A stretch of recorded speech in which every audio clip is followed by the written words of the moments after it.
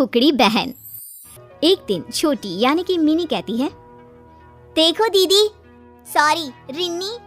क्यों? दीदी हूँ मैं तेरी, दीदी बोल। नहीं, दीदी होती तो मेरा ख्याल रखती। मुझे क्या पसंद है वो तुझे पता होता। तू तो जानबूझकर ऐसे काम करती है जिससे मैं दुखी रहूं। कैसी बात करती है मिन्नी? मैं तो उल्टा हमेशा ये चाहती हूँ कि तू सही चले, तेरा कोई नुकसान ना हो। तुझे भले लगता हो कि दीदी जो बोल रही है वो गलत है, लेकिन आगे जाकर तुझे पता चलेगा कि मैं सही बोलती हूँ। क्या सही बोलती है? हाँ, राहुल कितना अच्छा लड़का है, मुझे कितना प्यार करता है, लेकिन नहीं, तू तो बिल्कुल भी नहीं चाहती कि मैं एक अच्छे लड़के के साथ रहूं। तभी माँ वहाँ आ जाती है। क्या हो रहा है? रिन्नी चल रसोई में खाना बनाने में मदद कर। मिन्नी तू पूरे घर की सफाई कर। हाँ, ताकि सारा कचरा मेरे चेहरे पर गिरे और मेरा चेहरा खराब हो जाए।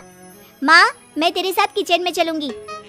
रिन्नी माँ को इशारा करके मिन्नी की बात मान लेने को कहती है। अगले दिन घर की घंटी बजती है। अरे राहुल, क्या काम है? कुछ चाहिए क्या? मिन्नी से मिलना है मुझे। उसने मुझे बताया आपके बारे में कि आपको मैं पसंद नहीं हूँ। भाई क्या दिक्कत है आपको? हाँ देखो राहुल, मिन्नी अभी पढ़ाई कर रही है, अभी उसकी उम्र करियर बनाने की है। हाँ तो मैं कौन सा उसकी किताब छीन रहा हूँ? मैं अभी तो पढ़ ही रहा हूँ ना उसके साथ। देखो राहुल, तुम भी अपनी पढ़ाई पर ध्यान दो और मिन्नी से दूर ही रहना। तभी वहाँ मिन्नी आ जाती है। हाँ हाँ, जो मिन्नी को पसंद हो उससे तो उसे दूर करना ही है ना। देखो रिन्नी, मैं साफ साफ बोल देती हूँ, मेरी लाइफ से तू दूर रहा कर। तभी वहाँ पिता आ जाते हैं और वो मिन्नी को चांटा मारते हैं। देख मिन्नी, वो बड़ी बहन है तेरी, और राहुल दोबारा देखना मत यहाँ पर, इस घर में या मिन्नी के आसपास, वरना। राहुल वहाँ से भाग जाता है। मिन्नी रिन्नी को घूर कर देखती है और कमरे में चली जाती है। अगले रोज, माँ मैं कॉलेज जा रही हूँ। मैं भी चल रही हूँ, रुक। मिन्नी बहन के साथ बाहर तक तो जाती है, लेकिन बाहर राहुल खड़ा होता है। मिन्नी उसके साथ बाइक में बैठ जाती है। अच्छा रिन्नी की बच्ची, अब अपना रास्ता देख ले, मैं तो चली। चल राहुल। रिन्नी को बहुत बुरा लगता है। वो समझ नहीं पाती कि वो क्या करे, पिता को बताए या ना बताए। रिन्नी कॉलेज जाती है तो उसे पता चलता है कि मिन्नी तो कॉलेज पहुंची ही नहीं है। वो रीटा से कहती है, रीटा, रिन्नी को देखा क्या? हाँ, उसका मैसेज आया था कि वो शादी कर रही है आज राहुल के साथ। क्या? शादी? फोन करो उसे तुम अपने फोन से। रीटा फोन करती है तो मिन्नी कहती है, हाँ रीटा, आ जाना पहाड़ी वाले मंदिर में, मेरी शादी और मेरी सबसे प्यारी सहेली ना हो। ऐसा कैसे हो सकता है? मैं ना आज बहुत खुश हूँ, जल्दी से आ जा तू। स्पीकर में मिन्नी की बात सुन रही रिन्नी उसे जोर से डांटती है। मिन्नी प्लीज ऐसा मत करना, ये लड़का सही नहीं है, ये ठीक नहीं है। मिन्नी, माँ पापा के बारे में तो सोच। उन लोगों के बारे में क्यों सोचूं जो सिर्फ आपसे प्यार करते हैं? और हाँ, ये शादी सिर्फ आपके कारण ही हो रही है, क्योंकि आप ही हम दोनों की जिंदगी में राहु बनकर खड़ी हैं। अब क्या करेंगी हाँ, जब हम लोग शादी कर लेंगे? रिन्नी परेशान हो जाती है। वो पिता को सारी बात बताती है। पिता पुलिस को लेकर पहाड़ी के मंदिर में जाते हैं, लेकिन तब तक मिन्नी की शादी हो चुकी होती है। वाह पापा, सही वक्त पर आए हैं, अब तो आशीर्वाद दे ही दीजिए। मिन्नी, तेरा मेरा कोई वास्ता नहीं है, तूने मेरी नाक कटा दी। अब वैसे भी मेरे जीवन में तो राहुल है, मैं उसके घर जाऊंगी क्योंकि मेरी शादी हो गई है। नहीं बेबी, मेरे घर कैसे? अभी तो मेरे मम्मी पापा को कुछ भी नहीं पता है। कुछ दिनों के लिए तो तुम्हें अपने घर ही रहना होगा। पिता ये बात सुनकर मिन्नी की ओर देखते हैं और फिर बड़ी बेटी रिन्नी का हाथ पकड़कर कहते हैं, भाई हमें कोई मतलब नहीं है इस लड़की से, जहाँ मर्जी जाए, मेरे घर में इसके लिए कोई जगह नहीं है। रिन्नी पिता को समझाने की कोशिश करती है, लेकिन गुस्से में पिता रिन्नी को वहां से ले जाते हैं। रिन्नी फोन पर रीटा से कहती है, देख रीटा, तू किसी से कुछ ना कहना, उसे अपने घर ले जा और ये मत बताना कि मैंने कहा है। मैं कल तक कोई इंतजाम करती हूँ। हाँ दीदी ठीक है, लेकिन सिर्फ कल तक, उससे ज्यादा मैं भी कुछ नहीं कर पाऊंगी। रीटा मिन्नी को लेकर अपने घर चली जाती है। यहाँ रिन्नी को पूरी रात नींद नहीं आती। उसके मन में बहन को लेकर बहुत चिंता होती है। वो कोई उपाय निकालने की कोशिश करती है और फिर अगले दिन, मिन्नी अब तू जा, वो क्या है ना, तेरी शादी की बात अगर घर में पता चल गई तो मेरे माँ बाप सोचेंगे कि मैं भी तेरे जैसी हूँ। मेरे जैसी मतलब? अरे मेरे जैसी है तभी तो मेरी दोस्त है ना। नहीं यार, तेरे जैसी मतलब हमेशा खुद की खुशी देखना, घर के बड़ों की बात न मानना, एक आवारा से लड़के के साथ पिता की बेइज्जती करके शादी, ये सब समझ रही है ना? हाँ हाँ शायद समझ रही हूँ। लेकिन अब ये बता कि मैं क्या करूँ, कहाँ जाऊँ? क्योंकि पापा तो घर में भी घुसने नहीं देंगे। वो रिन्नी भड़का रही होगी उनको। रिन्नी भड़का रही होगी? अरे उन्हीं के कहने से तो मैंने एक दिन तुझे अपने घर में रखा, वरना तेरा तू जान। तू एक काम क्यों नहीं करती, तू राहुल को ही फोन कर लेना। हाँ तू ठीक कहती है, मैं राहुल को फोन करती हूँ। अब बस लेकर जाए वो मुझे यहाँ से। मिन्नी राहुल को फोन करती है, लेकिन राहुल का तो नंबर ही बंद होता है। उसका नंबर बंद है, क्या करूँ? देख यार, मैं जितनी मदद कर सकती थी की, अब मैं नहीं जानती। तू जा बस अब यहाँ से। मिन्नी रीटा के घर से चली जाती है। वो किसी तरह राहुल को फोन लगाने की कोशिश करती है, लेकिन राहुल का फोन बंद आता है। हार कर मिन्नी राहुल के घर जाने का फैसला करती है। नमस्ते माँ जी, मेरा नाम मिन्नी है, मैं राहुल से मिल सकती हूँ? मिन्नी? कौन मिन्नी? राहुल तो कॉलेज जा रहा है, रुको मैं बुलाती हूँ।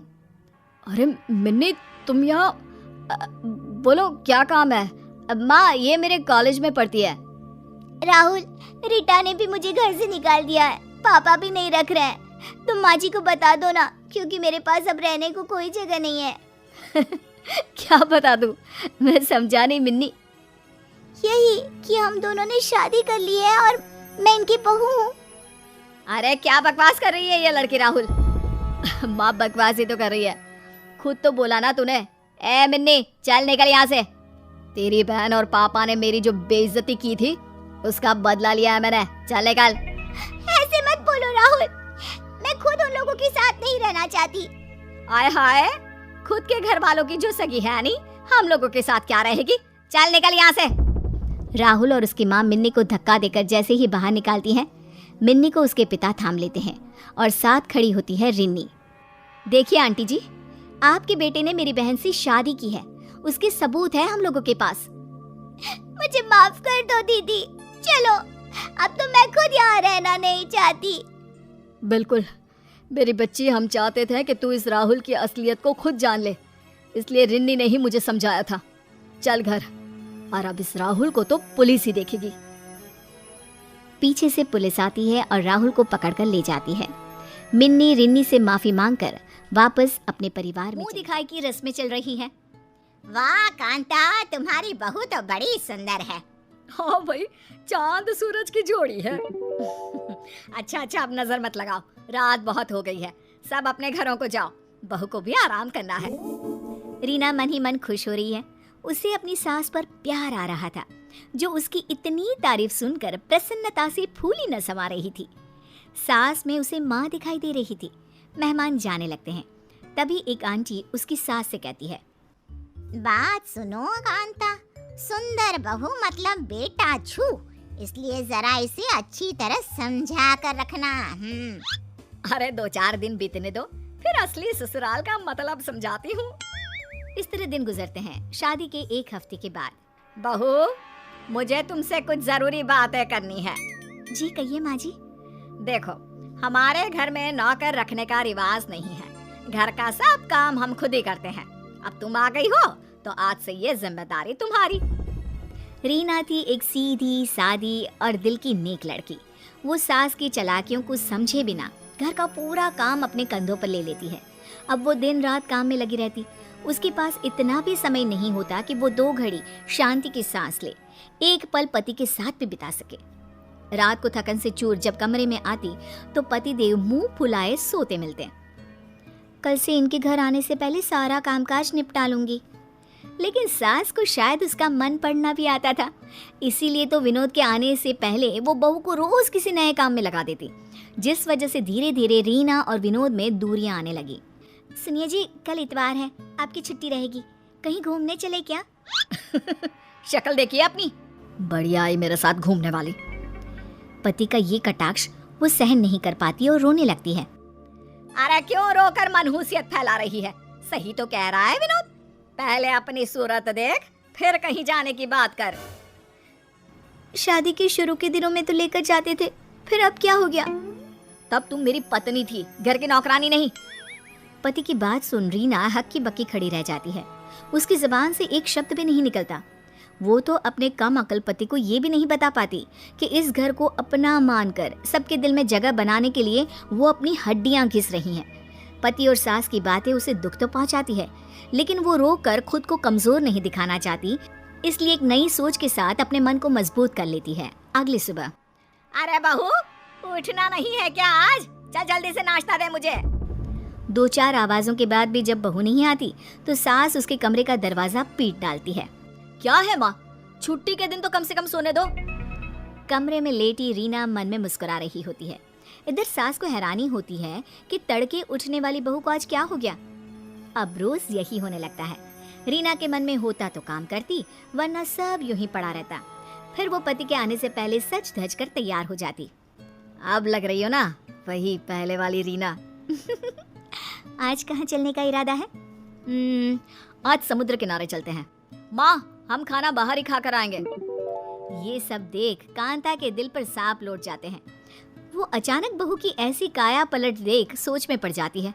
वाह रे, ये तो ऐसे पलटी जैसा गिरगिट। चलो वो तो अपना खून नहीं, पर बेटे ने भी माँ को झूठे मुंह ही सही साथ चलने को ना कहा। आने दो इनको, मैंने भी रंग में भंग ना डाला तो उसकी सास नहीं। रात गए जब वो दोनों घूम फिर कर आते हैं तो देखते हैं कि कांता ड्राइंग रूम में बैठी करा रही होती है। अरे क्या हुआ माँ, आप अभी तक सोई नहीं? तबीयत तो ठीक है ना? तबीयत को क्या होना है, बस शाम से कुछ खाया नहीं, खाली पेट चक्कर आ रहे हैं। बहू से कहना कुछ बना दे मेरे लिए।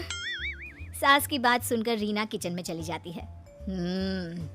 अभी इसे दोबारा पहले वाले रंग में लेकर आती हूँ। तभी रीना रसोई से बाहर आती है, जिसके हाथ में खाना देख सास चौंक जाती है। लीजिए माँ जी खाना। है? इतनी जल्दी बन गया? बनाया नहीं, होटल से लाई हूँ।